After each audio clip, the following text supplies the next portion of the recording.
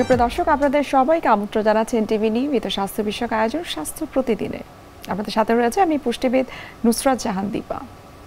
দর্শক, আমাদের পরিবারে এমন দু একজন সদস্য কিন্তু থাকেই যাদের ডায়াবেটিস রয়েছে। শুধুমাত্র বাংলাদেশের প্রেক্ষাপটে নয়, গ্লোবালি কিন্তু এই ডায়াবেটিস রোগীদের সংখ্যাটা অনেক বেশি বৃদ্ধি পাচ্ছে এবং সাম্প্রতিক একটি গবেষণা কিন্তু বলছে যে এই ডায়াবেটিস রোগীদের সংখ্যা বৃদ্ধির ক্ষেত্রে বাংলাদেশের অবস্থান হচ্ছে ৮ম, অর্থাৎ এর ভয়াবহতা কিন্তু অনেক বেশি। সুপ্রিয় দর্শক, আমাদের আজকের আলোচ্য বিষয় হচ্ছে ডায়াবেটিসের আধুনিক চিকিৎসা। আর এই বিষয়টি নিয়ে কথা বলার জন্য আজ আমাদের সঙ্গে স্টুডিওতে উপস্থিত রয়েছেন একজন বিশেষজ্ঞ চিকিৎসক। আলোচনা শুরু করব, তবে তার আগে আমরা পরিচিত হয়ে নিচ্ছি আমাদের সেই অতিথির সঙ্গে। ডাক্তার ইন্দ্রজিৎ প্রসাদ 1976 সালের জানুয়ারি মাসে শেরপুর জেলায় জন্মগ্রহণ করেন। তিনি 1999 সালে ঢাকা মেডিকেল কলেজ থেকে MBBS ডিগ্রি অর্জন করেন। এরপর তিনি চিকিৎসা বিজ্ঞানে উচ্চতর MD FCPS ডিগ্রি লাভ করেন। বর্তমানে তিনি ঢাকা মেডিকেল কলেজ অ্যান্ড হসপিটালে এন্ডোক্রাইনোলজি বিভাগের সহযোগী অধ্যাপক হিসেবে কর্মরত। স্যার, আপনাকে স্বাগত আমাদের আজকের অনুষ্ঠানে। অনেক অনেক ধন্যবাদ আমাকে আমন্ত্রণ জানানোর জন্য।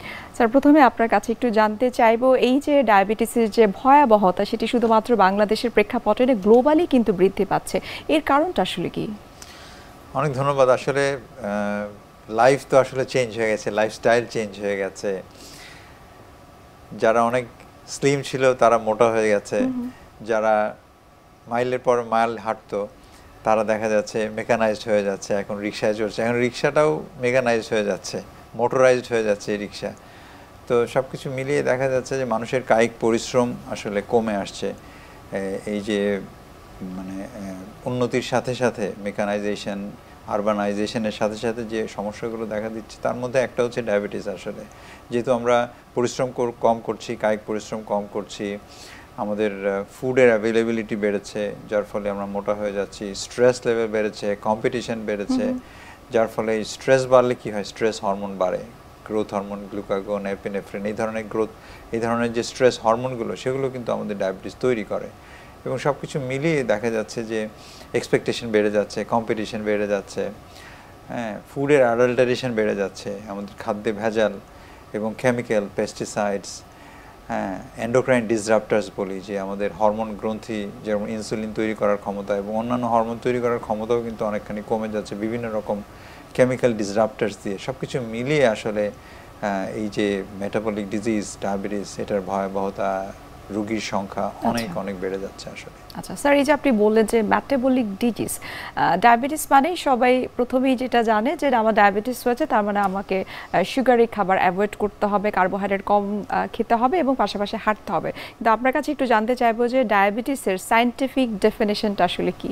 ডায়াবেটিস হচ্ছে এমন একটা রোগ, একটা দীর্ঘমেয়াদী রোগ, যেখানে আইদার আমাদের শরীরে ইনসুলিন কাজ করতে পারে না টাইপ 2 ডায়াবেটিসের বেলায়, অথবা ইনসুলিন কম তৈরি হয় টাইপ 1 ডায়াবেটিসের বেলায়। এবং এই যে কম ইনসুলিন তৈরি হওয়া অথবা ইনসুলিনের কার্যকারিতা নষ্ট হওয়ার কারণে ব্লাড গ্লুকোজ বেড়ে যায়, এবং ব্লাড গ্লুকোজ বেড়ে গিয়ে আমাদের শরীরের বিভিন্ন অঙ্গ প্রত্যঙ্গে নানান রকম ক্ষতি করে, লিভার, কিডনি, হার্ট, ব্রেন, চোখে। এই যে একটা প্রক্রিয়া, এরই সহজ বাংলায় একটা সমন্বিত নাম হচ্ছে ডায়াবেটিস। আচ্ছা, এবং সেই সাথে আমরা যতটুকু জানি যে ডায়াবেটিসকে বহুমূত্র রোগও বলা হয়ে থাকে, এটি সম্পর্কে একটু জানতে চাই। বহুমূত্র রোগ প্রথমে বলা হতো এটা কারণ ঘন ঘন পেশাব হওয়া, কার্ডিনাল সাইন। অনেক সময় যে ডায়াবেটিস হলে কিভাবে বোঝা যায়, তাই না? তো প্রথমে হচ্ছে যে ঘন ঘন পেশাব, তিনটা যদি আপনি কার্ডিনাল সাইন বলেন, হার্ট সাইন বলেন, সেটা হচ্ছে একটা হচ্ছে ঘন ঘন পেশাব হওয়া, দ্বিতীয় হচ্ছে বেশি বেশি পিপাসা পাওয়া এবং ওজন কমে যাওয়া। এই তিনটার মধ্যে যে কোনো দুইটা যদি থাকে তাহলে ধরতে হয় ডায়াবেটিস হয়েছে, যদি মানে আনটিল প্রুভড আদারওয়াইজ। সো সেজন্য ওই বেশি বেশি পেশাব হয়, সেজন্যই আসলে শুরুতেই এই রোগের নাম হয়েছে বহুমূত্র রোগ। অনেক ক্ষেত্রে আমরা দেখেছি যে অনেকে বলে থাকে যে তার কোনো সাইন সিমটম নাই, অর্থাৎ এরকম বহুমূত্র বা বারবার ইউরিন পাস করা বা ওজন কমে যায়, এরকম কোনো সিমটমে নাই, কিন্তু কোনো টেস্টের মাধ্যমে তিনি হয়তো জানতে পারলেন তার ফাস্টিং ব্লাড সুগার হাই। এটির কারণটি আসলে কি? ঠিকই বলেছেন যে কোনো সিমটম নাই তারপর ডায়াবেটিস ধরা পড়ছে। আসলে আমাদের দেশে যে ডায়াবেটিসটা হয় শতকরা 95% হচ্ছে আমাদের টাইপ 2 ডায়াবেটিস, যার আসলে শতকরা 50% কোনো রকম লক্ষণ থাকে না, কারণ অল্প অল্প ডায়াবেটিস থাকে। এবং দেখা যায় যে কারো যদি ডায়াবেটিস মানে 15-20 যদি না হয় তাহলে আসলে এই যে ঘন ঘন পেশাব হওয়া, বেশি বেশি পিপাসা পাওয়া, এটা আসলে হয় না। সুতরাং গবেষণা দেখা যায় শতকরা 50% মানুষেরই কোনো লক্ষণ থাকে না। সেজন্য আমরা বলি এই যে লুকানো ডায়াবেটিস, হিডেন ডায়াবেটিস, আনডায়াগনোজড, আপনি শুনে অবাক হবেন যে শতকরা 50% ডায়াবেটিস জানেই না যে তার ডায়াবেটিস হয়ে আছে। আপনি ঠিকই বলেছেন যে লক্ষণবিহীন ডায়াবেটিস, এই লক্ষণবিহীন ডায়াবেটিসই আসলে আমাদের মূল যেটাকে বলে জটিলতার জায়গা আসলে, কারণ এটা ধরা পড়ছে না, ভেতরে ভেতরে ক্ষতি করছে। আপনি দেখবেন যে অনেক সময় হার্ট অ্যাটাক নিয়ে প্রথমবার হাসপাতালে ভর্তি হচ্ছে, তখন সে বলছে যে হ্যাঁ আমার তো এখন ডায়াবেটিস ধরা পড়েছে। আসলে ডায়াবেটিস বেশ আগে থেকে হয়েছে, এবং বর্তমানে এটাই কিন্তু সবথেকে বেশি হচ্ছে। একদম ঠিক বলেছেন। আচ্ছা, এখন আপনার কাছে একটু জানবো, এই যে আমরা জানি যে ডায়াবেটিস মানে হচ্ছে এটি বয়স্কদের রোগ, কিন্তু এখন কিন্তু কম বয়সী তরুণ তরুণীদের মধ্যেও কিন্তু হাই ব্লাড সুগার কিন্তু আমরা দেখতে পাচ্ছি, বা যাদের বয়স হয়তো 25 থেকে 30-35 তাদের মধ্যেও কিন্তু ডায়াবেটিস দেখা যাচ্ছে। এর কারণ কি আসলে তাদের unhealthy food habit, lifestyle unhealthy, এগুলো কি মূল কারণ? ঠিকই বলেছেন। আগে যেরকম ডায়াবেটিস বুড়োদের রোগ ছিল, ডায়াবেটিস, প্রেশার, কোলেস্টেরল, হার্টের রোগ, ব্রেন স্ট্রোক বলতে আমরা বুঝতাম যে বৃদ্ধদের এটা রোগ, কিন্তু এখন আপনি হাসপাতালে গেলে দেখবেন যে সিসিউতে হার্ট অ্যাটাক নিয়ে শুয়ে আছে, তার মধ্যে মোটামুটি 30-40%ই হচ্ছে ইয়াং, 20-30-40 বছরের ছেলেমেয়েরা সব হার্ট অ্যাটাক হয়ে শুয়ে আছে। সেই যে প্যারাডাইম শিফট হয়ে যাচ্ছে, এই যে চেঞ্জ হয়ে যাচ্ছে কেমন, এটাই কিন্তু আমাদের খুব দুশ্চিন্তার বিষয় যে এই আমাদের ইয়াং জেনারেশন, কর্মক্ষম যে জেনারেশন, যারা পরিশ্রম করবে, দেশ গঠন করবে, তারা কিন্তু অসুস্থ হয়ে যাচ্ছে। সুতরাং এইভাবে তো আমরা আসলে এগোতে পারবো না আমাদের জাতি। সেজন্য আসলে আমাদের এই ইয়াং জেনারেশনে যেন ডায়াবেটিস না হয়, স্কুল হেলথ থেকেই আসলে শুরু করার দরকার, যে ক্যাম্পেইনিং, যে কিভাবে আমরা এই ডায়াবেটিসকে প্রতিরোধ করবো। এটা কিন্তু একটা প্রতিরোধযোগ্য রোগ। আচ্ছা, সবাই বলে আমার ফ্যামিলিতে ডায়াবেটিস আছে, আমার ডায়াবেটিস হবেই, বাবা আমার ডায়াবেটিস আছে, কিন্তু যাদের ডায়াবেটিস ফ্যামিলিতে আছে, ডায়াবেটিস হওয়ারই কথা, তাদের কিন্তু শতকরা 84% মানুষ, 10 জনের মধ্যে 8 জনই ডায়াবেটিস ঠেকাতে পারবেন যদি আগে থেকে চেষ্টা করেন। আমি জানি আপনি একজন প্রখ্যাত নিউট্রিশনিস্ট, তো আপনি এগুলো নিয়ে কাজ করেন। তো প্রতিরোধের ক্ষেত্রে কিন্তু এই যে লাইফস্টাইল, ঔষধের আগে লাইফস্টাইল মডিফিকেশন, হাঁটাহাঁটি করা, খাওয়া দাওয়া নিয়ন্ত্রণ করা, সময় মতো ঘুমানো, সময় মতো ঘুম থেকে ওঠা, স্ট্রেস কমিয়ে নিয়ে আসা, এগুলো কিন্তু অনেক বড় একটা ফ্যাক্টর বলে আমরা মনে করি।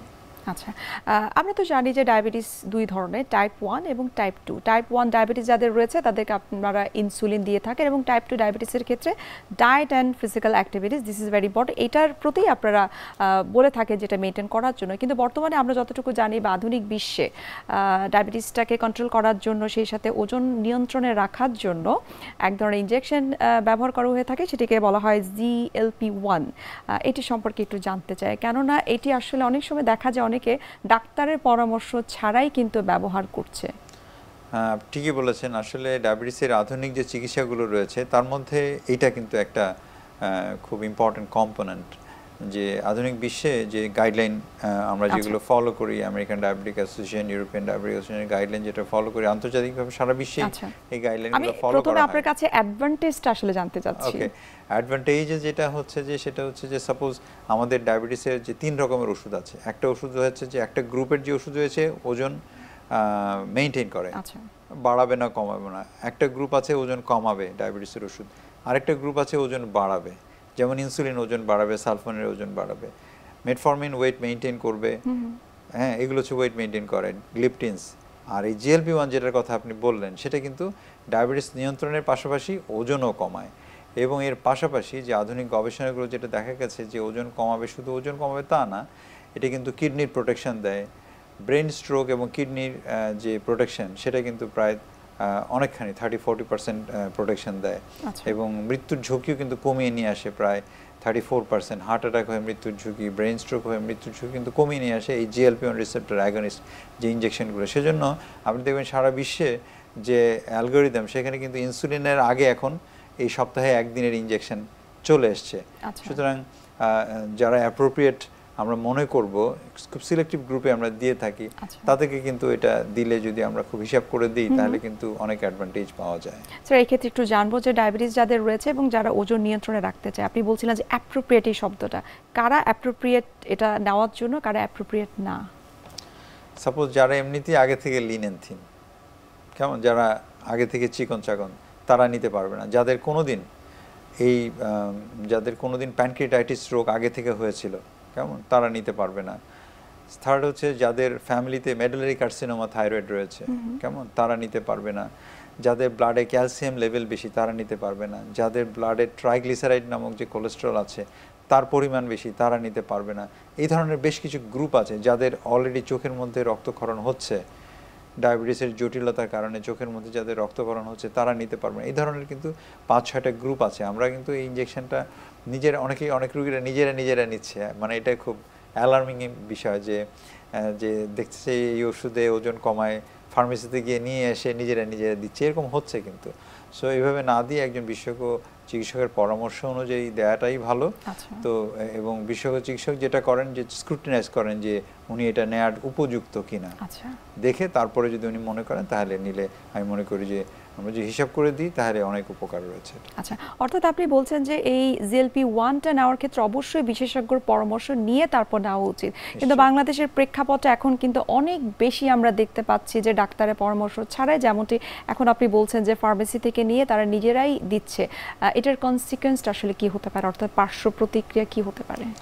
কনসিকুয়েন্স যেটা হচ্ছে যে যারা সাপোজ একটা ফ্যামিলিতে জেনেটিক ডিজিজ আছে, যেমন হচ্ছে যে এটাকে আমরা বলি এমিএন, মাল্টিপল এন্ডোক্রিন নিওপ্লাসিয়া, বিভিন্ন হরমোন গ্রন্থিতে যাদের ক্যান্সার হওয়ার সম্ভাবনা থাকে, যেমন multiple endocrine neoplasia, at a time কয়েকটা গ্ল্যান্ডে ক্যান্সার, এই ধরনের রোগীদের যদি কেউ এই ধরনের নিয়ে ফেলে, GLP-1 রিসেপ্টর নিয়ে ফেলে, তাহলে কিন্তু দেখা যায় যে অনেক ক্ষেত্রেই কিন্তু তার মেডুলারি কার্সিনোমা থাইরয়েড যাদের হওয়ার সম্ভাবনা থাকে তাহলে হতে পারে, কেমন। যদিও যে স্টাডিগুলো হয়েছে সেখানে র্যাট মডেলে দেখিয়েছে যে র্যাটের যে সি সেল কার্সিনোমা হওয়ার চান্স থাকে, কিন্তু যাদের আগে থেকে এই ফ্যামিলি ট্রেন্ড থাকে অনেক সময় হয়ে যায় যে সেরকম যদি আমরা দিয়ে ফেলি, তার পাশাপাশি যদি তার ক্যান্সার ফ্যামিলিয়াল কারণে হয়ে যায় তাহলে হয়তো এটার উপর একটা চলে আসতে পারে যে এটার কারণে হলো কিনা, এটা একটা বিতর্ক আসতে পারে। ডায়াবেটিক পেশেন্ট কিন্তু দেয়ার 3 times prone, যেটা আমরা আলোচনা করছিলাম যে তারা কিন্তু প্যানক্রিয়াটাইটিস হওয়ার সম্ভাবনা তাদের অন্যদের থেকে প্রায় 3 গুণ বেশি ডায়াবেটিস হলেই। আবার যাদের ট্রাইগ্লিসারাইড লেভেল বেশি থাকবে তাদের প্যানক্রিয়াটাইটিস হওয়ার চান্স থাকবে, যাদের ক্যালসিয়াম লেভেল বেশি থাকবে তাদের প্যানক্রিয়াটাইটিস হওয়ার চান্স থাকবে। এর উপর যদি আমরা GLP-1 দিয়ে দিই তাহলে কিন্তু সবকিছু মিলিয়ে প্যানক্রিয়াটাইটিস হওয়ার চান্স থাকবে। আমরা দেখেছি যাদের ওভারওয়েট বা ওবেসিটি থাকে তাদের কিন্তু খুব কমনলি তাদের টিজি লেভেল হাই থাকে, তাদের ক্ষেত্রে আপনারা কি ধরনের পরামর্শ দিয়ে থাকেন যে তারা GLP-1টা নিতে পারবে কি পারবে না? তার GLP-1 নিতে পারবে, কিন্তু সেক্ষেত্রে তাদেরকে যে ট্রাইগ্লিসারাইড লেভেলটাকে আগে নর্মাল করতে হবে। যেমন নর্মাল মানে 500-এর নিচে অ্যাটলিস্ট আনতে হবে। ট্রাইগ্লিসারাইড লেভেল যখন নর্মাল হচ্ছে 150, কিন্তু উইন্ডো হচ্ছে আপ টু 500, কেমন। কারো যদি 500-এর বেশি থাকে তাহলে আগে ট্রাইগ্লিসারাইড কমানোর ওষুধ, ডায়েটারি মডিফিকেশান, কার্বোহাইড্রেট কিছুটা রেস্ট্রিকশন করে এবং ফ্যাটি ফুড কিছু রেস্ট্রিকশন করে হাঁটাহাঁটি করে তাকে ট্রাইগ্লিসারাইড আগে নর্মালাইজ করতে হবে, তারপরে উনি নিতে পারবেন। কিন্তু ওভারঅল এটা সেফ মেডিসিন যেটা আমরা দেখে থাকি, এবং বেশিরভাগ পেশেন্ট আসলে টলারেট করতে পারে। খালি একটাই সমস্যা হয়, প্রচণ্ড গ্যাস হয় পেশেন্টের, অনেক সময় বমি হয়, ডায়রিয়া হয়। মেইনলি আমরা আসলে মানে যে ড্রপ আউট হচ্ছে যে GLP-1 দেওয়ার কারণে, তার মেইন ড্রপ আউটের রিজন হচ্ছে যে GI আপসেট, মানে হচ্ছে যে পেটের সমস্যা, ইঞ্জেকশনটা দিলে বমি হয়, রুচি নষ্ট হয়, ডায়রিয়া হয়, ইত্যাদি ইত্যাদি হয়। অনেক সময় পেশেন্ট এটা টলারেট করতে পারে না, কিন্তু যদি প্রপারলি কাউন্সেলিং করা হয় তাহলে কিন্তু GLP-1 রিসেপ্টর অ্যাগনিস্ট এর যে বেনিফিট, এর যে হার্টের প্রোটেকশন, তার যে কিডনির প্রোটেকশন, ব্রেন স্ট্রোক থেকে তার প্রোটেকশন এবং লংজিভিটি বাড়ানোর ক্ষেত্রে ডায়াবেটিক পেশেন্টদের ক্ষেত্রে GLP-1 কিন্তু অত্যন্ত ভালো একটা মেডিসিন। যদি আমরা স্ক্রুটিনাইজ করে দিই এবং প্রিরিকুইজিটগুলো যে ফুলফিল করে দিই তাহলে কিন্তু খুব ভালো কাজ করে বলে আমি মনে করি। স্যার, আপনি যেমনটা বলছিলেন যে GLP-1 যারা নিচ্ছে এটি কিডনিকে প্রোটেকশন দিয়ে থাকে, কিন্তু অনেক সময় দেখা যায় অনেক রেনাল পেশেন্ট রয়েছে যাদের ক্রিয়েটিনিন একটু হাই, তারা কি এই GLP-1টা নিতে পারবে? অনেক ধন্যবাদ। আসলে GLP-1 নেয়ার ক্ষেত্রে যে FDA, food and drug administration, American যে যাদের লাইসেন্স, তারা আসলে মানে একদম ডায়ালাইসিস পর্যন্ত নিতে পারবে। কিডনি যাদের ক্রিয়েটিনিন বেশি, ইভেন ডায়ালাইসিস নিচ্ছে তারা পর্যন্ত নিতে পারবে। আমাদের দেশের আমরা যে রুলস অ্যান্ড রেগুলেশন আছে, DGDA বলি আমাদের, director general of drug administration, সেখান থেকে কিন্তু প্রত্যেকটা ওষুধের লাইসেন্স দেওয়ার সময় কিন্তু একটা ধরাবাঁধা একটা প্রেসক্রিপশন থাকে যে এইভাবে আপনাকে দিতে হবে। সেক্ষেত্রে GFR 15, EGFR কিডনির ফাংশন 15% থাকা পর্যন্ত অবস্থায় GLP-1 রিসেপ্টর অ্যাগনিস্ট দেওয়া যাবে। আচ্ছা স্যার, আমরা এই ডায়াবেটিসের আধুনিক চিকিৎসা নিয়ে এবং এর জন্য আসলে কি কি বিষয় মেনে চলা উচিত, কিভাবে তারা সুস্থ থাকতে পারবে, এই বিষয়টি আরেকটু বিস্তারিত জানার চেষ্টা করব। তবে এই মুহূর্তে আমরা দেখে নিচ্ছি আমাদের স্বাস্থ্য প্রতিদিনের নিয়মিত আয়োজন, কি খাবেন কেন খাবেন এই সেগমেন্টটি। সুপ্রিয় দর্শক, আপনারা দেখছেন এনটিভি নিয়মিত স্বাস্থ্য বিষয়ক আয়োজন স্বাস্থ্য প্রতিদিন। এ পর্যায়ে আমরা দেখে নিচ্ছি বিভিন্ন খাদ্যের পুষ্টি গুণাগুণ নিয়ে আমাদের পুষ্টিবিদের পরামর্শ। অতিরিক্ত ওজন মূলত আমরা যখন আমাদের প্রতিদিনের চাহিদার থেকে বেশি প্রয়োজনীয় ক্যালোরি আমরা গ্রহণ করে থাকি তখন আমাদের ওজনটা বেড়ে যায়। যদি আমাদের ক্যালোরি চাহিদা 1500 থাকে, আমরা যদি প্রতিদিন 2000 ক্যালোরি বা 2500 ক্যালোরি গ্রহণ করি তখনই কিন্তু আমাদের ওজনটা ধীরে ধীরে বাড়তে থাকে। সেটা যদি আমরা শর্করা খেয়ে থাকি বা প্রোটিন খেয়ে থাকি বা চর্বি খেয়ে থাকি, সব কিছুতেই কিন্তু আমাদের ওজনটা তখন বাড়তে থাকবে। সেক্ষেত্রে যদি আমরা কার্বোহাইড্রেট, প্রোটিন, ফ্যাট যেটাই খেয়ে থাকি না কেন, সব কিছুই যদি আমাদের ক্যালোরি বেড়ে যায় তখন আমাদের কিন্তু অতিরিক্ত ওজন বেড়ে যাবে। তো সেক্ষেত্রে আমাদের প্রথমে যেটা করণীয়, অবশ্যই আমাদের ক্যালোরি চাহিদাটাকে কমিয়ে নিয়ে আসতে হবে। একজন মানুষের যতটুকু খাবারের চাহিদা রয়েছে প্রতিদিন ক্যালোরি, সেটা আমাদের 500 থেকে 700 পর্যন্ত ক্যালোরি রিডিউস করতে হবে, মানে ডেফিসিট রাখতে হবে। এবং এখানে কিন্তু আমরা প্রত্যেকটা খাবারের ক্যালোরি মেজারমেন্ট করে সব ধরনের খাবার কিন্তু আমরা খাদ্য তালিকায় রাখতে পারি। তবে অবশ্যই মনে রাখতে হবে এমন কোনো খাবার আমরা খাদ্য তালিকা থেকে বাদ দিব না যে খাবারটি খাওয়ার কারণে আমাদের শরীরে কিন্তু আমরা কোনো ধরনের সমস্যা ফেস করতে পারি। যেমন অনেকেই আছেন ডায়েট করার শুরুতেই কিন্তু চিন্তা করেন কার্বোহাইড্রেট বন্ধ করে দিবেন। সেই ক্ষেত্রে দেখা যায় যে সেই মানুষদের অবশ্যই ওজন কমে যাচ্ছে, কিন্তু একটা দীর্ঘ সময় পরে গিয়ে তাদের নানান রকম সমস্যা দেখা দিতে পারে।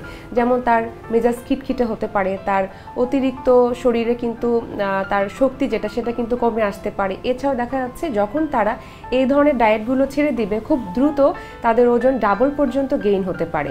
তাই অবশ্যই ওজন কমাতে গেলে ক্যালোরি ডেফিসিট হচ্ছে মূল মন্ত্র। আপনাকে ক্যালোরি ঘাটতি করে সব ধরনের খাদ্য উপাদান থেকে সুষম খাদ্য উপাদানগুলো কিন্তু বেছে নিয়ে আপনার ডায়েটটাকে মেনটেন করতে হবে। তাহলে আমরা বুঝতেই পারছি আমাদের ওজন কমানোর ক্ষেত্রে বা ডায়েট কন্ট্রোল যেটাকে আমরা বলে থাকি, একটি পরিমিত খাদ্য তালিকা যেখানে ক্যালোরি ডেফিসিট থাকতে হবে সেই মানুষের, এবং সেই সাথে সুষম খাদ্য উপাদান বিদ্যমান থাকতে হবে। তাহলে দেখা যাবে আমাদের ওজনটা সুন্দরভাবে নিয়ন্ত্রণ হচ্ছে। আর ছোট্ট একটি টিপস দিতে চাই, সেটি হচ্ছে সবজি এবং ফল এগুলোর ক্যালোরি কিন্তু অনেক বেশি কম থাকে। তাই আপনারা ওজন কমাতে চাইলে আপনার খাদ্য তালিকায় সবজি এবং ফলের ব্যবহারটি বাড়িয়ে দিতে পারেন। তবে মিষ্টি ফল যেগুলো রয়েছে, আম, কাঁঠাল, কলা, খেজুর, এগুলো অতিরিক্ত খেলে কিন্তু আবার আপনার ওজনটা কমবে না। তাই সাইট্রাস ফ্রুটস অথবা আপনারা যদি যে কোনো ধরনের টক ফল রাখেন সেটা আপনার জন্য ভালো। এছাড়াও টক দই, বাদাম ইত্যাদি কিন্তু আমাদের ওজন কমাতেও সাহায্য করে থাকে। বিশেষ করে ওমেগা 3 কিন্তু আমাদের কোলেস্টেরল ব্যালেন্স করতে সাহায্য করে থাকে। তাই এই টিপসগুলো আপনার ওজন কমানোর জন্য প্রতিদিন খাদ্য তালিকায় এই খাবারগুলো আপনারা যুক্ত করতে পারেন। অনুসারে একেবারে শেষ পর্যায়ে চলে এসেছি। আপনার কাছে জানতে চাই সার্বিকভাবে একজন মানুষ কিভাবে সুস্থ থাকতে পারে এবং এই ডায়াবেটিস হওয়া থেকে নিজেদেরকে মুক্ত রাখতে পারে। সবথেকে গুরুত্বপূর্ণ প্রশ্ন এটা আমি মনে করি, কারণ আমাদের দেশের মতো মধ্যম আয়ের দেশের সবথেকে যে ভালো স্ট্র্যাটেজি হবে যে ডায়াবেটিসের প্রতিরোধ। এবং এটা বিশ্বাস করতে হবে যে আসলে ডায়াবেটিস একটা প্রতিরোধযোগ্য রোগ এবং ডায়াবেটিস হওয়ার আগে এটাকে আটকানো যায়। 10 জনের মধ্যে 8 জন এটাকে ঠেকিয়ে দিতে পারবে ডায়াবেটিস হওয়াটাকে। কেমন? সেই জন্য দরকার প্রপার লাইফস্টাইল। তার মধ্যে হচ্ছে প্রতিদিন উনি কমপক্ষে 30 মিনিট করে যদি একজন মানুষ হাঁটে, সপ্তাহে 5 দিন, ওজনটাকে 5 থেকে 7% যদি কমাতে পারে, অনেক কমাতে হবে তা না। যে 100 কেজি আছে তাকে 50 কেজিতে আসতে হবে তা না। কেউ যদি 100 কেজি থেকে যদি 95 থেকে 93 কেজি পর্যন্ত আসতে পারে, তাহলে কিন্তু ডায়াবেটিস প্রতিরোধের ক্ষেত্রে অনেক দূর নিয়ে এগিয়ে যাবেন। সেটা খুব জরুরি। থার্ড হচ্ছে যে প্রপার স্লিপ হাইজিন। কেউ যদি সঠিক সময়, সঠিক নিয়মে, সঠিক মাত্রায় যদি না ঘুমায়, তাহলে কিন্তু তার মধ্যে একটা প্রতিক্রিয়া দেখা দেয়, হরমোনাল প্রতিক্রিয়া বলেন, সেটার কারণে কিন্তু মানুষের ডায়াবেটিস হতে পারে। এবং ফুড অ্যাডাল্টারেশন, এটা গভর্নমেন্টের কাজ। আমরা অ্যাওয়ারনেস ক্রিয়েট করতে পারি, কিন্তু এটা গভর্নমেন্টের দায়িত্ব যে খাদ্যে ভেজাল যেন প্রতিরোধ করা যায়, কেমিক্যাল, পেস্টিসাইডস এগুলোকে নিয়ন্ত্রণ করে যে মানুষের যে স্বাস্থ্যের জন্য যেটা জরুরি সেরকমভাবে খাদ্য নিরাপত্তা নিশ্চিত করা, এটাই হচ্ছে খুবই গুরুত্বপূর্ণ বিষয়। আপনাকে অসংখ্য ধন্যবাদ ডায়াবেটিস নিয়ে এত গুরুত্বপূর্ণ কিছু তথ্য এবং টিপস আমাদেরকে দেওয়ার জন্য, এবং শুভকামনা রইল এনটিভির পক্ষ থেকে। অনেক ধন্যবাদ। সুপ্রিয় দর্শক, এতক্ষণ আপনারা দেখছিলেন এনটিভি নিয়মিত স্বাস্থ্য বিষয়ক আয়োজন স্বাস্থ্য প্রতিদিন। এই পর্যায়ে আমরা দেখে নিচ্ছি আমাদের আগামী পর্বে কি থাকছে। বন্ধাত্ব বলতে বাই ডেফিনেশন আমরা বলতে পারি যদি হাজব্যান্ড ওয়াইফ স্বামী স্ত্রী মিনিমাম 1 বছর আনপ্রোটেক্টেড ইন্টারকোর্স মেলামেশার পরেও কোনো বাচ্চা কাচ্চা না হয় তাহলে সেটা আমরা বন্ধাত্ব ধরে নিয়ে তার চিকিৎসা শুরু করি। বিশ্বের যে কোনো প্রান্ত থেকে যে কোনো সময় এনটিভি জনপ্রিয় অনুষ্ঠান স্বাস্থ্য প্রতিদিন দেখতে আপনারা ভিজিট করতে পারেন আমাদের পূর্ণাঙ্গ পোর্টাল www.ntvbd.com এ। এছাড়াও এনটিভির বিভিন্ন ধরনের জনপ্রিয় অনুষ্ঠান এবং নিউজ আপডেট পেতে আপনারা ভিজিট করতে পারেন আমাদের ইউটিউব চ্যানেল এবং ভেরিফাইড ফেসবুক পেজে। দর্শক আজ এখানে শেষ করতে হচ্ছে, দেখা হবে আবারও আপনাদের সঙ্গে। সে পর্যন্ত আপনারা সবাই ভালো থাকুন, সুস্থ থাকুন এবং সবসময় এনটিভির সঙ্গেই থাকুন।